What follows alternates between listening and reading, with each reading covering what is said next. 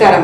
స్వరనిలి తెలుగు వార్తల్లోకి మీ అందరికీ స్వాగతం. సొల్లపూర్లో తెలుగు భవనం నిలిపేందుకు తెలంగాణ ముఖ్యమంత్రి వర్యులు 1 గంటలో సకారాత్మకమైన నిర్ణయం తీసుకున్నారు. ఆదివారం నాడు మహావికాస్ అఘాడీ యొక్క ప్రచారం కోసం సోలాపూర్లో తెలంగాణ యొక్క ముఖ్యమంత్రి రేవంత్ రెడ్డి వీరి ఆగమనం అయింది.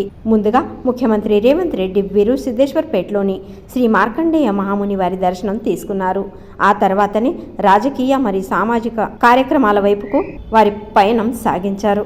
ఈ సమయంలో జ్ఞాతి సంస్థ యొక్క పదాధికారులు సంస్థ వారి తరపున తెలుగు భవనం నిర్మితి కోసం నివేదన అందించారు. అలా అందించినప్పటికీ ఒకే 1 గంటలో ముఖ్యమంత్రి వర్యులు మహేష్ కోఠే వీరి ప్రచారార్థం ఏర్పాటు చేసిన విడిగర్కులు ఇక్కడి బహిరంగ సభలో పద్మశాలి జ్ఞాతి సంస్థ యొక్క నివేదనకు వెంటనే గ్రీన్ సిగ్నల్ అందిస్తూ సొల్లపూర్లోని జ్ఞాతి సంస్థ యొక్క స్థలంలో తెలుగు భవనం నిలిపేందుకు 1 కోటి రూపాయల అనుదానం ఇస్తామని ఒప్పుకున్నారు.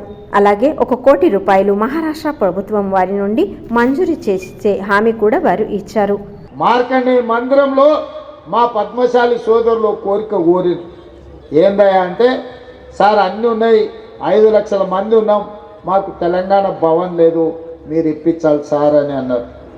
నాకు నిజంగానే ఇన్ని 100-150 ఏళ్ళు 200 ఏళ్ళ నుంచి మనోళ్ళు ఉంటే ఒక్క తెలంగాణ భవన్ కూడా లేదంటే నాకు నచ్చలేదు. అందుకే తెలంగాణ భవన్ సోలాపూర్లో కట్టుకుందాం, ఎన్నికలు అయిన వెంబడే 1 కోటి రూపాయలు తెలంగాణ ప్రభుత్వం నుంచి మీకు इच्छे बाध्यता नावी आणि 1 कोटी महाराष्ट्र शासनाकडून मंजूर करून देण्याचे वचन दिले. ప్రణితి షిండే గారు ఇక్కడ నుంచి కూడా ఇంకొక 1 కోటి రూపాయలు ఇప్పిస్తారు. 2 కోట్ల రూపాయలతోని మీకు తెలంగాణ భవన్ కట్టించడానికి దాని ప్రారంభోత్సవానికి టెంకాయ కొట్టడానికి నేనే వస్తా అని చెప్పి మీకు అందరికీ నేను చెప్పదలుచుకున్నాను. ముఖ్యమంత్రి రేవంత్ రెడ్డి వీరి యొక్క నిర్ణయ క్షమత మరియు సమాజ బాంధవుల పట్ల ఉన్న ఆప్యాయత చూసి సమాజ బాంధవులు ఎంతో సంతోషపడ్డారు.